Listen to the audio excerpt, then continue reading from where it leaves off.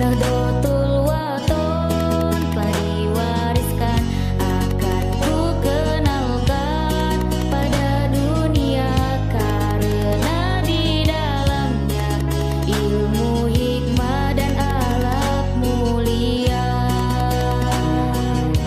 Langsung saja mengingat waktu juga, kita berikan kesempatan untuk sesi kita yang kedua, yaitu pemaparan materi yang akan disampaikan oleh salah satu narasumber yang sudah kita persiapkan, dan alhamdulillah beliau telah hadir di tengah-tengah kita, yaitu Tuan Guru Bajang Dr. Muhammad Zainul Majdi.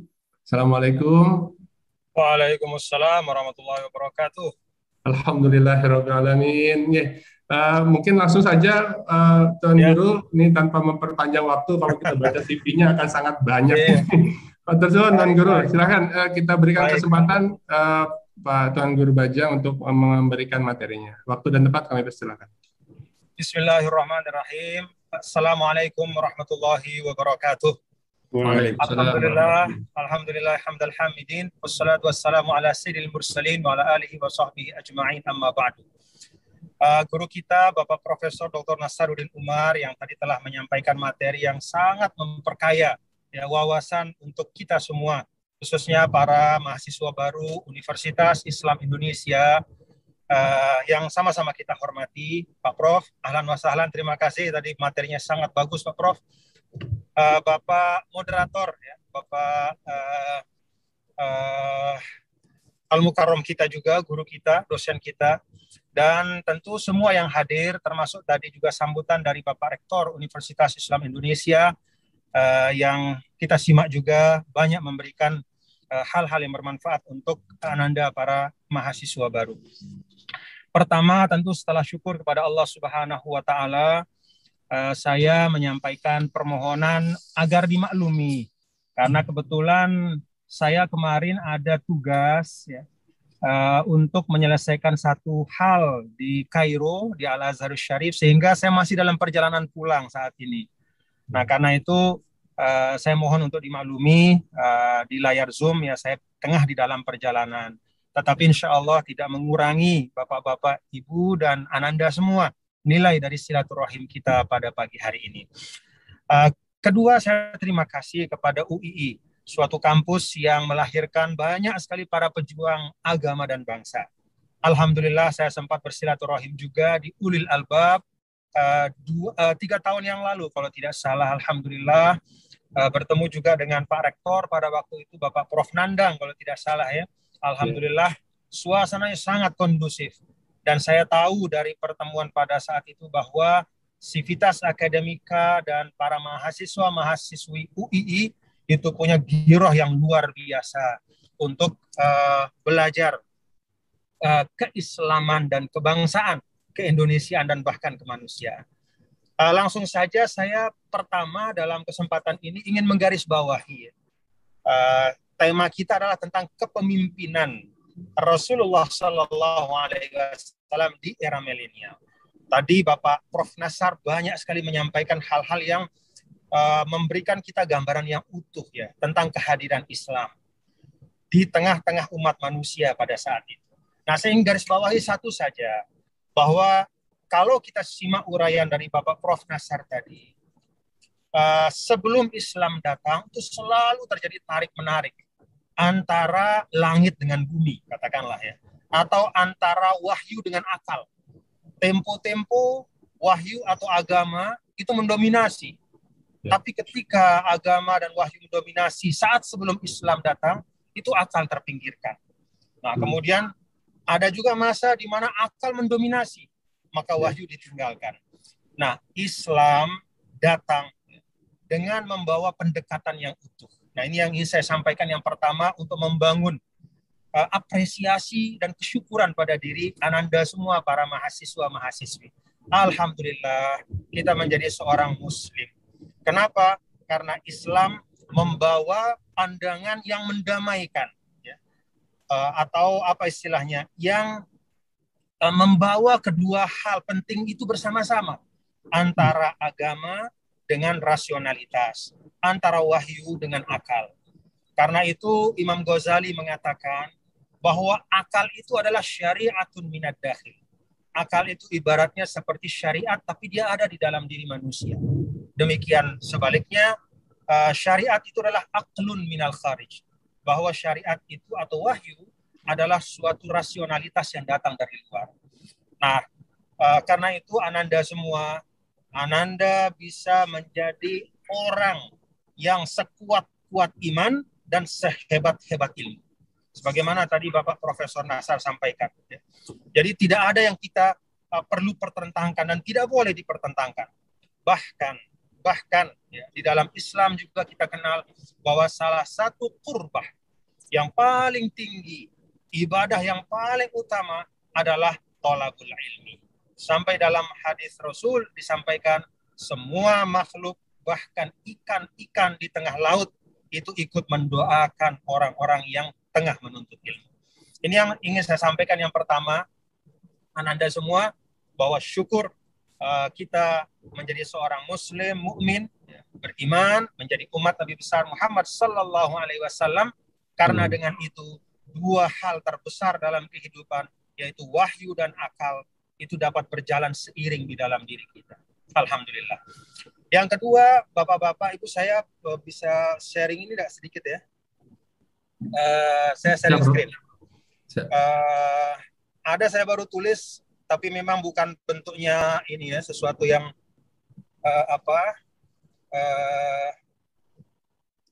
nah ini.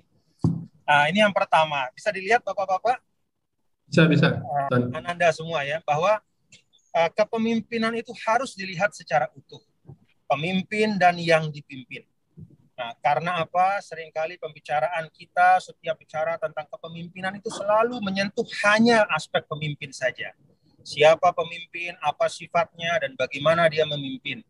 Kita sering lupa bahwa yang dipimpin tidak kalah penting dibanding pemimpin. Kepemimpinan yang efektif hanya dapat terwujud apabila ada visi dan cita-cita yang sama, yang diyakini oleh pemimpin dan yang dipimpin. Maka belajar dipimpin tidak kalah penting, bahkan lebih berat dibanding belajar memimpin. Menundukkan ego itu hal yang berat.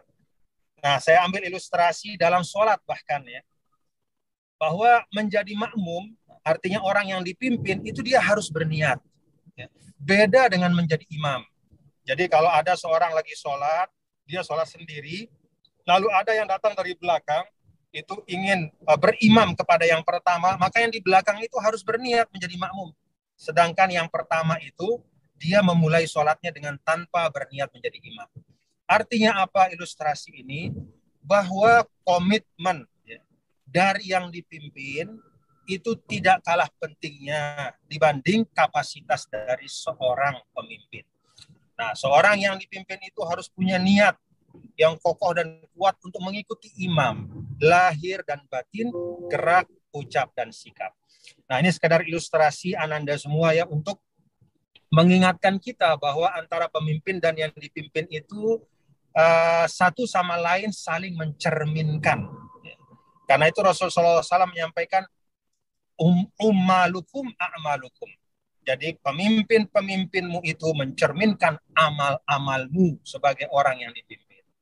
Nah, dulu pernah ada satu ilustrasi ketika Sayyidina Ali dikomplain ya oleh sebagian orang, kenapa pada masa Anda ini kita perang terus gitu. Tidak seperti masa Abu Bakar, Umar yang selalu tenang, nyaman. Kata Imam Ali, pada masa Abu Bakar dan Umar itu rakyatnya kayak saya. Sedangkan ketika saya memimpin itu rakyatnya seperti Anda semua. Nah, ini satu satu gambaran ya, Ananda semua yang akan menjadi pemimpin di semua ranah kehidupan ya, dalam semua konteks profesional, nanti setelah menjadi sarjana ada lingkungan di mana nanti Ananda akan menjadi pemimpin sebagai kepala keluarga, sebagai seorang ibu, bapak ya, sebagai ayah, suami atau istri dan seterusnya. Itu ada konteks-konteks kepemimpinan. Nah, ketika melaksanakan tugas seperti itu, maka bangunlah satu lingkungan yang baik ya, antara yang memimpin dan dipimpin, antara kita dengan semua yang ada di sekitar kita. sehingga terjadilah satu keutuhan, satu visi, dan dengan demikian maka cita-cita yang baik akan dapat diwujudkan bersama. Itu yang pertama. Nah, yang kedua, karena pemimpin dan yang dipimpin itu sama penting. Nah, ini satu hal yang menurut saya juga kalau kita bicara kepemimpinan Rasulullah SAW, kita bisa melihat satu hal yang menariknya. Dalam kepemimpinan Rasul atau kepemimpinan dalam pandangan Islam itu sesuatu yang lebih bersifat fungsional dan bukan struktural. Kalau pendekatan struktural itu atasan dan bawahan. Kalau pendekatan struktural itu memerintah dan diperintah. Tapi kalau pendekatan fungsional itu adalah kebersamaan dalam kebaikan.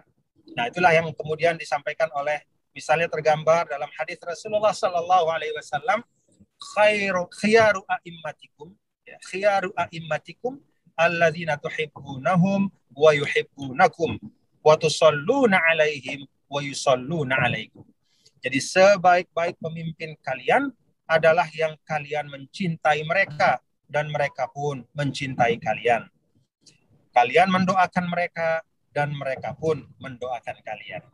Nah, kalau para mahasiswa, mahasiswi dan hadirin hadirat sekalian menggambarkan ya suasana kebatinan dari ungkapan Rasul ini bisa tergambar dalam diri kita ya. Jadi kapan antara pemimpin dan yang dipimpin itu saling mencintai? Ketika hatinya itu satu gelombang katakannya. Kapan pemimpin dan yang dipimpin itu saling mendoakan? Ketika mereka peduli satu sama lain. Ketika mereka merasa senasib sepenanggungan. Ketika mereka merasa dan meyakini berada dalam satu perahu perjuangan. Nah, itulah kepemimpinan dalam Islam.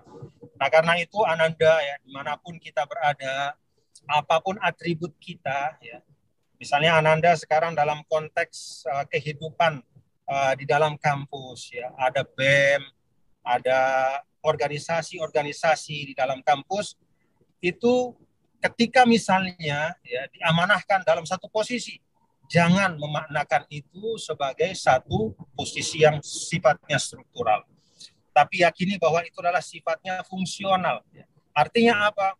Semua yang ada di sekitar kita, baik yang memiliki jabatan resmi ya di dalam organisasi ataupun yang hanya menjadi anggota biasa, itu sama pentingnya dengan kita untuk bersama-sama mewujudkan tujuan-tujuan organisasi.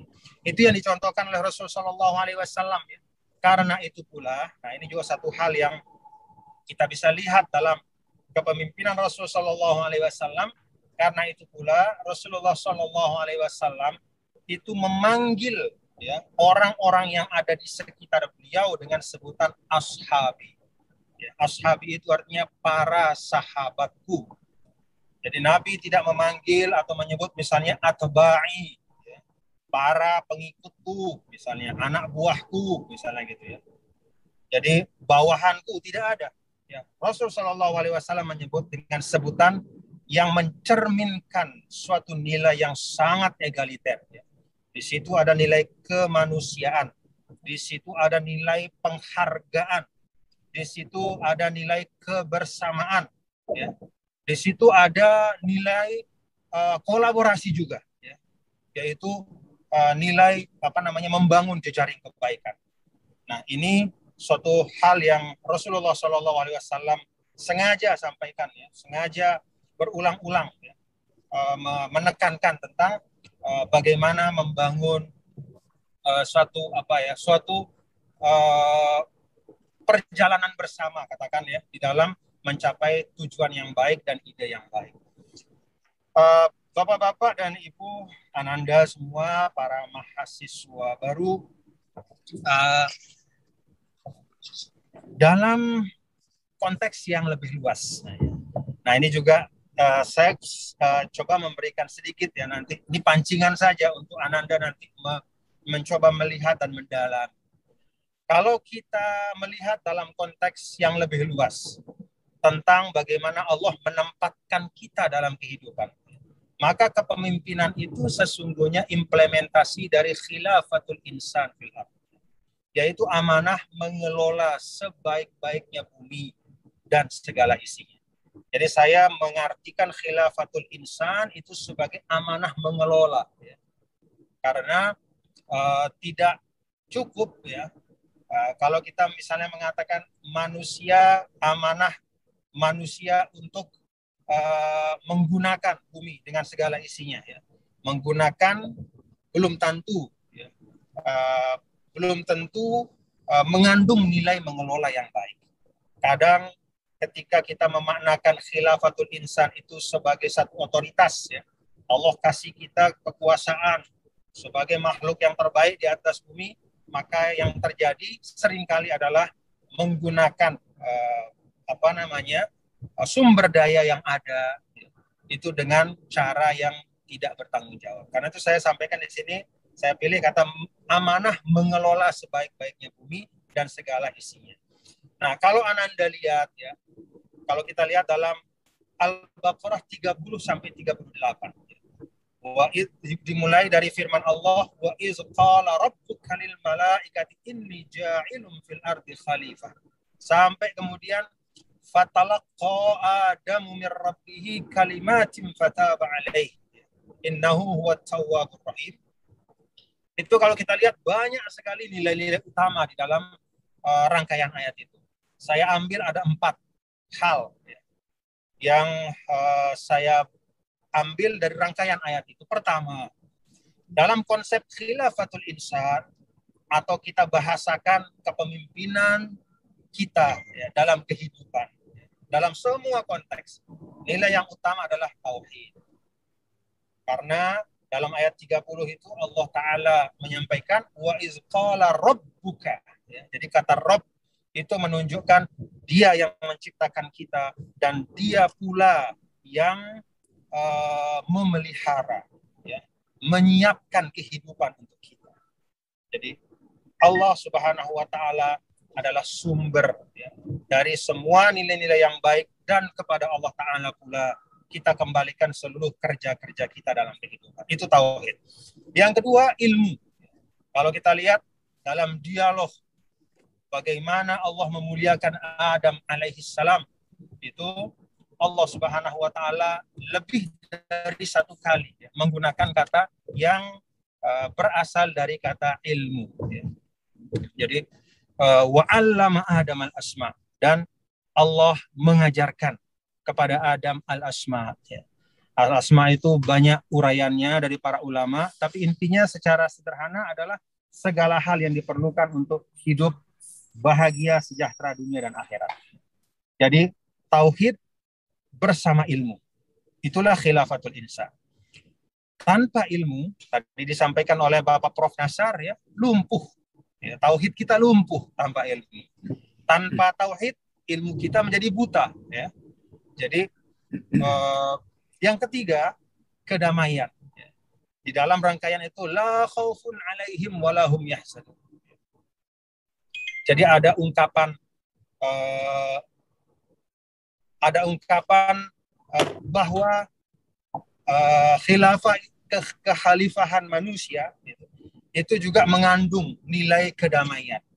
Apa artinya nilai kedamaian? Artinya bahwa kedamaian itu sesuatu yang harus dituju, ya, di dalam kita melaksanakan amanah khilafatul insan fil ardi. Nah, kemudian yang keempat, kesejahteraan, ya. Jadi kalau kita lihat dalam rangkaian itu rogodan, ya, haitsu syi'tum. Jadi ada kelapangan dan keluasan, kesejahteraan, ya, keberlimpahan dalam kebaikan, dalam konteks yang baik.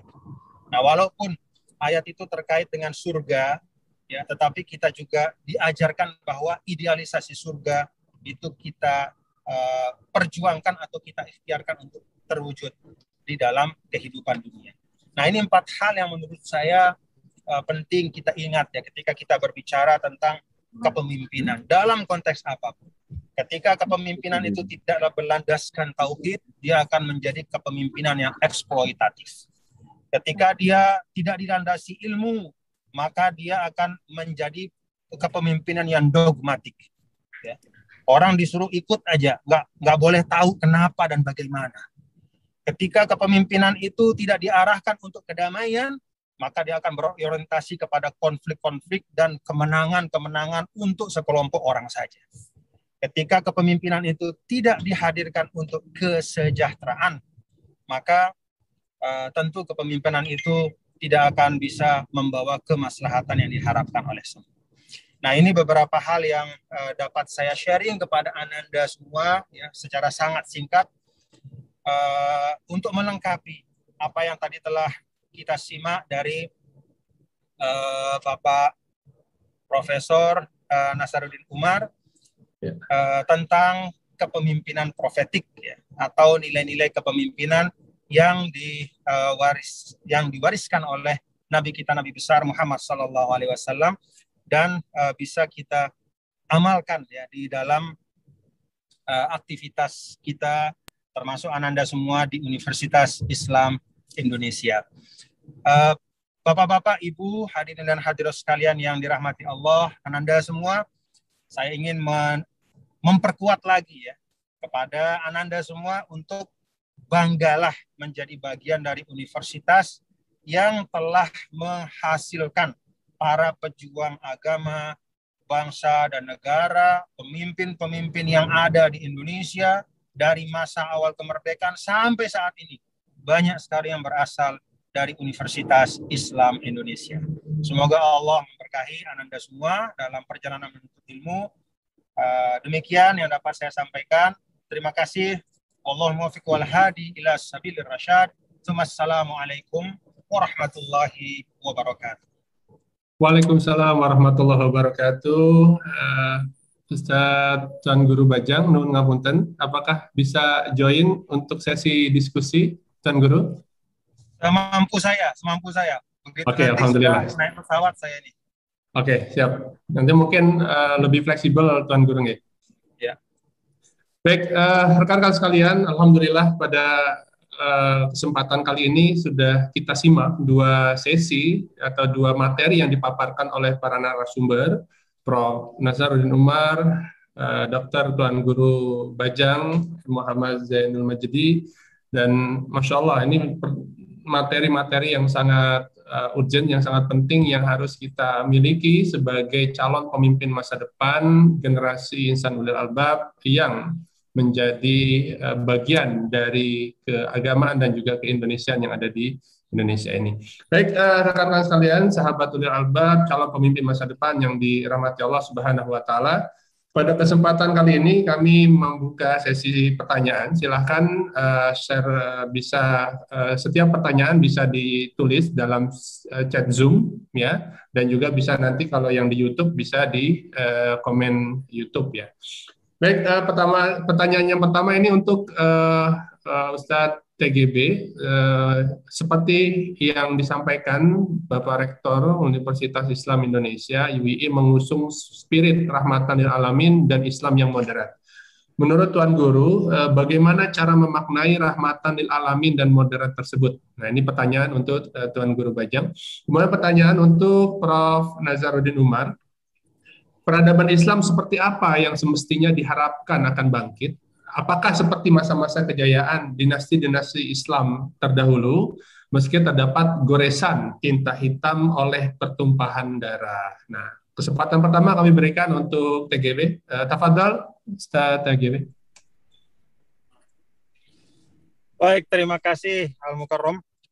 Rahmatan lil alamin itu dalam pemahaman saya ya, ketika Allah Ta'ala menyampaikan wa ma arsalnaka illa rahmatan lil alamin, untuk kita, bukan pada Rasul sesungguhnya, pesan bahwa kita wajib menghadirkan ya, wajah dan keberagamaan, keislaman yang menghadirkan kemanfaatan untuk semua. Jadi bagaimana kemanfaatan yang dapat dirasakan bahkan oleh orang-orang yang non-muslim dan bahkan oleh makhluk-makhluk Allah yang lainnya selain manusia. Nah, kalau kita lihat dalam ruang, katakanlah ya, ada 3 hal yang sering dibagi oleh para ulama ya, ruang kita berislam. Ada ruang akidah. Nah, kalau ruang akidah ini kan adanya di dalam hati, ya, keyakinan, sistem keyakinan kita. Lalu yang kedua ritual, ya, ibadah-ibadah kita. Nah, yang ketiga itu muamalah. Nah, kalau akidah dan ritual itu sifatnya memang eksklusif, ya. Yaitu memang khazanah kita sebagai seorang muslim yang memang menjadi bagian internal dari kita. Ya. Tidak kemanfaatannya tidak secara langsung dapat dirasakan, ya. Tidak secara langsung dapat dirasakan, ya, oleh orang-orang non-muslim. Tapi ketika bicara ruang yang ketiga yaitu ruang muamalah, nah maka disinilah kita ditantang, diminta oleh agama kita untuk mewujudkan nilai-nilai Islam dalam ruang muamalah yang sangat luas, ya, ekonomi, sosial, politik, pendidikan, intelektual, dan semuanya. Nah, karena itu aktivitas dari teman-teman Ananda semua ketika berkiprah sebagai mahasiswa adalah bagaimana, ya, ketika nanti katakanlah menjadi seorang cendekiawan, bagaimana menghasilkan penemuan-penemuan misalnya yang dapat dimanfaatkan oleh siapapun. Bagaimana di dalam ranah ekonomi misalnya, bagaimana menghadirkan praktek berekonomi, ya, tentu saja praktek ekonomi syariah yang kemudian bisa dimanfaatkan oleh siapapun. Jadi itu tentang rahmatan. Yang kedua tentang moderat. Moderat itu Pak Prof. Nasar juga sering menyampaikan bahwa moderat itu atau dalam istilah bahasa Arab itu wasatiyah, ya. Nah, kalau saya lebih suka menyebut bukan moderasi, ya, bukan hanya moderasi, karena kalau moderasi itu kadang-kadang disalahpahami, ya. Itu istilah yang tepat juga, tapi kadang-kadang disalahpahami, dianggap misalnya membuat-buat paham yang baru. Kalau saya mengatakan mungkin yang lebih tepat adalah wasatiyah itu proporsionalitas, ya. Jadi beragama secara proporsional. Nah, proporsional itu meletakkan sesuatu pada tempatnya sesuai dengan katakanlah prioritas di dalam Islam sendiri. Islam mengajarkan kita skala prioritas. Yang wajib didahulukan, yang sunnah-sunnah setelahnya. Gitu. Jangan yang sunnah didahulukan, yang wajib ditinggalkan. Ranah-ranah yang utama dan pokok itu didahulukan, ya. Jangan ranah-ranah yang sifatnya komplementer itu yang justru didahulukan, ya. Jadi meletakkan sesuatu pada tempatnya, beragama secara proporsional, itu yang merupakan esensi dalam pandangan saya tentang apa itu wasatiyah. Wallahu a'lam bishawab. Nanti mungkin Pak Prof. Nasar bisa lebih jelas menyampaikan. Syukran Tuan Guru Bajang. Selanjutnya Prof. Nazar, tafadhol Prof. Nazar. Iya. Peradaban seperti apa yang dibutuhkan masa depan? Apakah yang seperti masa lampau yang tergores tinta hitam? Saya lagi suman. Hemat saya, ya. Apa itu peradaban dulu? Saya menjelaskan peradaban itu, ya, di dalam bahasa Arab itu, saya kok kalau bahasa Indonesianya itu peradaban itu susah, masih terlalu abstrak, ya. Jadi peradaban itu kan bahasa Arab itu kan dari kata adab juga. Tapi kalau kita artikan dalam bahasa Arab itu peradaban dengan kata adabun itu bisa tidak simetris, ya. Nah, mungkin kalau yang dimaksud peradaban dalam bahasa Arab itu makna al-hadarah atau madani, itu mungkin lebih gampang bisa kita pahami. Hadarah itu apa itu? Hadarah itu, ya, hadarah hadir, ya. Dulu waktu saya masih kecil, kita di sekolah itu, Nasruddin hadir, I am here, saya di sini. Ya, lawan hadarah itu adalah badawa. Badawa itu mobilitasnya sangat tinggi. Kalau musim panas tiba, bongkar kemahnya pindah ke utara, dekat Syria sana. Tapi musim dingin tiba, bongkar kemahnya pindah lagi ke selatan, cari yang hawa panas, gitu, ya. Jadi tidak ada peradaban yang bisa besar di dalam masyarakat yang nomaden. Masyarakat nomaden itu pindah-pindah tempat, nggak akan lahir sebuah peradaban. Mengapa Romawi dan Persia itu hebat? Karena permanen di tempat, tidak nomaden seperti Arab. Nah, Nabi datang untuk menghentikan masyarakat nomaden itu menjadi masyarakat hadara, permanen di tempat. Maka itu Madani diganti Yathrib menjadi Madinah. Madinah itu kan tetap di tempat, jangan kemana-mana. Karena kalau pergi-pergi melulu, nggak ada teori yang bisa permanen di satu tempat itu. Tidak ada konsentrasi yang bisa difokus di situ. Kalau pindah-pindah tempat melulu itu, belum apa-apa pindah lagi. Nggak ada permanen. Maka itu hadara itu artinya hadir permanen di suatu tempat, berkontemplasi, dan di situ kita bisa melahirkan sesuatu pikiran besar, diimplementasikan dalam pembentukan masyarakat yang ideal dan seterusnya. Madani itu ya hampir sama sebetulnya. Madinah, Madani itu kekotaan masyarakat yang punya sistem di situ. Itu disebut dengan masyarakat Madani. Bisa juga masyarakat Madani itu diperhadap-hadapkan dengan otoriter. Iya. Jadi kalau otoriter lawannya Madani. Kalau ada negara yang otoriter itu tidak Madani itu. Nah, hemat saya yang diidealkan sebagai peradaban modern akan datang dapat diterima akal sehat. Agama apapun kalau tidak bisa diterima akal sehat anak-anak muda akan datang, itu akan jadi penghuni museum. Ada bekas agama di situ akan disimpan di dalam museum. Apakah kita mau Islam disimpan di museum? Dan sekarang sudah banyak agama yang dimuseumkan, tidak ada penganutnya lagi. Agama peradaban yang akan diharapkan juga, yaitu dapat diterima lintas etnik. Jadi Islam itu bukan hanya petunjuk bagi umat Islam, tapi itu rahmatan lil alamin, ya kan tadi. Dapat diterima lintas generasi, bukan saja generasi tua, tapi generasi milenial pun juga bisa terakomodasi di dalam lintas sistem pemerintahan. Apakah itu mau sistem kerajaan, atau mau sistem republik, apakah mau negara serikat, atau negara apapun modelnya, tapi substansinya itu bisa diakomodasi di dalam sistem-sistem pemerintahan yang berbeda. Itu peradaban-peradaban yang kita harapkan nanti. Kemudian juga tidak bertentangan dengan sains modern. Ya, tidak bertentangan dengan hal-hal yang common sense masyarakat itu seperti kesetaraan gender, hak asasi manusia, demokrasi, ya ekonomi modern. Nah, kalau ingin melihat Islam itu diterima semua pihak, mari kita menjadikan Islam itu lintas etnik, lintas negara, lintas peradaban, bahkan lintas agama. Agamanya orang lain bisa berbeda dengan agama Islam, tetapi nilai-nilai ajarannya itu dianut di situ itu. Jadi ada Islamisasi, ada Islamization gitu kan. Islamizing itu ya. Jadi kita juga tidak perlu berambisi mengislamkan orang lain. Yang penting nilai-nilai Islamnya itu teraplikasi di dalam lingkungan hidup masyarakat setempat. Tentu formalnya memang harus bersyahadat, tapi la ikraha fiddin. Saya kira itu. Terima kasih. Ya. Terima kasih Prof. Nazaruddin atas jawabannya. Kemudian ada pertanyaan terakhir untuk Prof. Nazar dan juga Tuan Guru Bajang.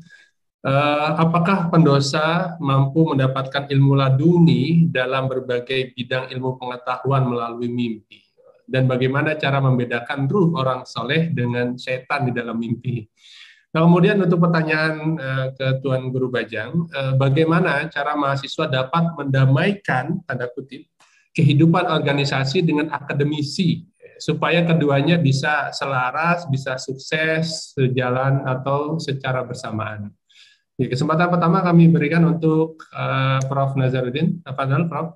Iya, saya ingin menganggap dosa itu adalah keadaan sementara setiap orang. Tidak ada lagi dosa kalau sudah termaafkan oleh Allah Subhanahu wa taala.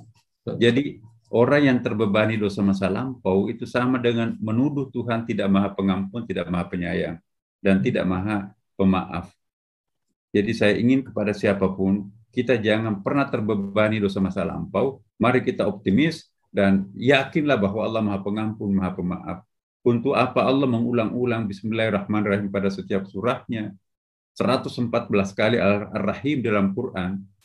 Ya, Muntakim cuma 1 kali kok, pendendam itu. Mutakabir cuma 1 kali, tapi Ar-Rahman 57, Ar-Rahim 114 kali. Itu buktinya bahwa Tuhan mengajak kita itu jangan putus asa. Dosa itu keadaan sementara. Betul. Sudah nggak ada lagi dosa kalau Allah memaafkan kan.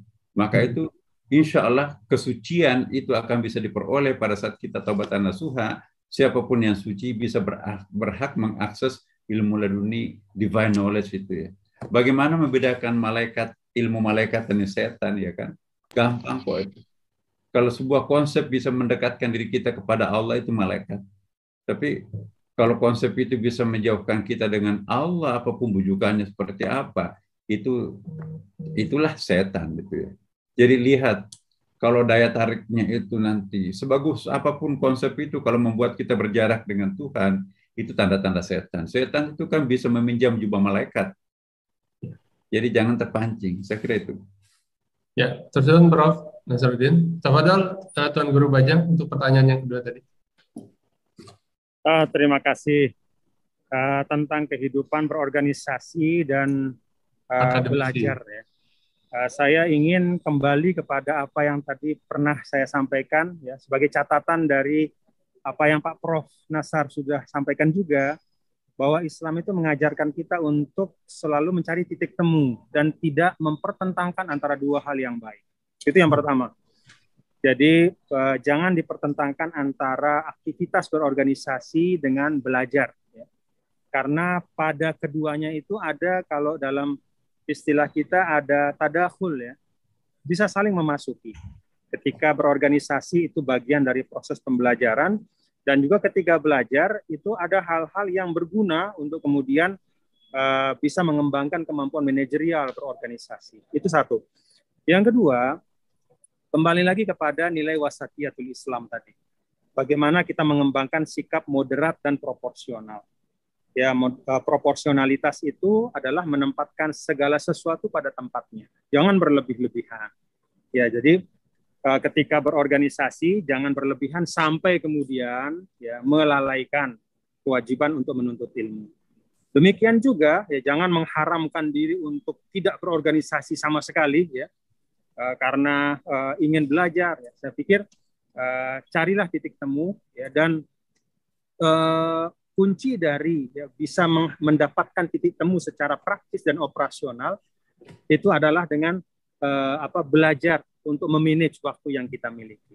Nah, selalu ulama mengatakan sahabat punya 24 jam, Ananda punya 24 jam, tapi kenapa sahabat dulu bisa sampai mendapatkan ketinggian seperti itu ya?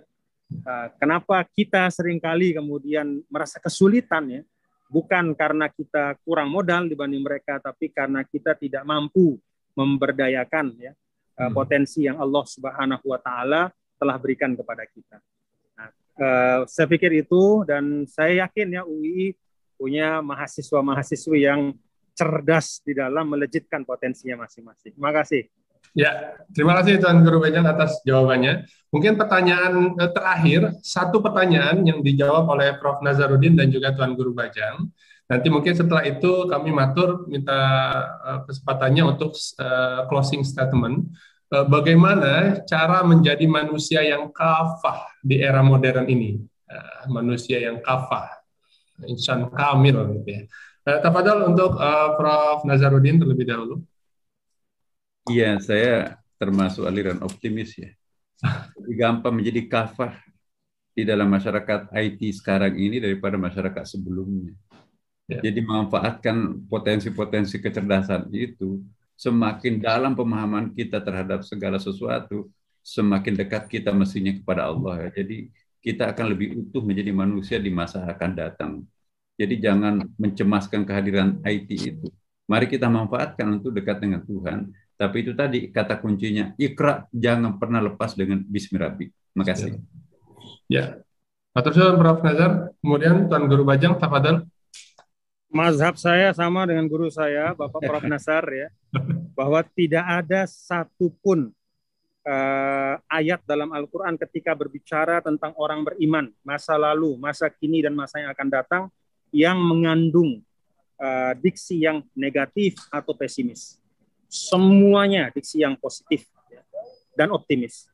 Bahkan kalau kita lihat dalam suratul Fatah ayat 29, ya betaguna fadlan. Jadi suatu pengharapan yang tak putus-putus. Itulah orang yang beriman. Sehingga saya menggarisbawahi ya, dan setuju betul dengan Pak Prof. Nasar, lihat masa depan dan masa sekarang ini dengan penuh optimisme, dan lihat bagaimana Allah mengatur ruang-ruang kebaikan itu sangat banyak terbuka pada masa sekarang. Mari kita isi dengan sebaik-baiknya. Terima kasih. Assalamualaikum warahmatullahi wabarakatuh. Ya, Waalaikumsalam warahmatullahi wabarakatuh. Terima kasih Prof. Nazarudin Umar dan juga Tuan Guru Bajang Muhammad Zainul Majdi yang telah hadir dan juga meluangkan waktu untuk menjadi narasumber kita pada kesempatan siang hari ini. Ada salah satu motivasi yang sangat sangat bagus untuk adik-adik mahasiswa UII calon pemimpin masa depan, bahwa student today, leaders tomorrow. Ya, saat ini kita menjadi seorang pembelajar Dan masa depan adalah pemimpin, dan kita menjadi pemimpin untuk masa depan kita. Maka dari itu teman-teman yang saat ini duduk sebagai mahasiswa, mungkin 10-20 tahun yang akan datang, kalianlah yang akan menjadi pemimpin-pemimpin besar, pemimpin-pemimpin hebat masa depan.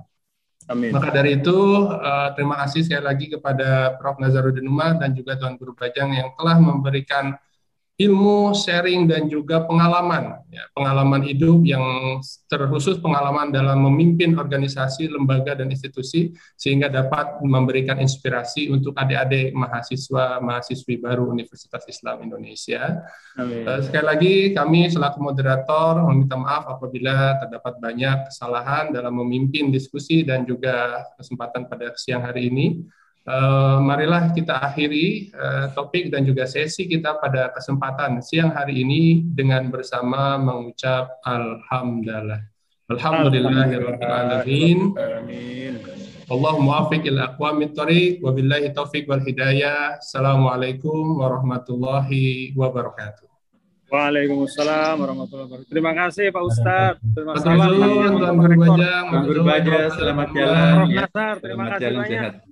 Ilmunya, alhamdulillah.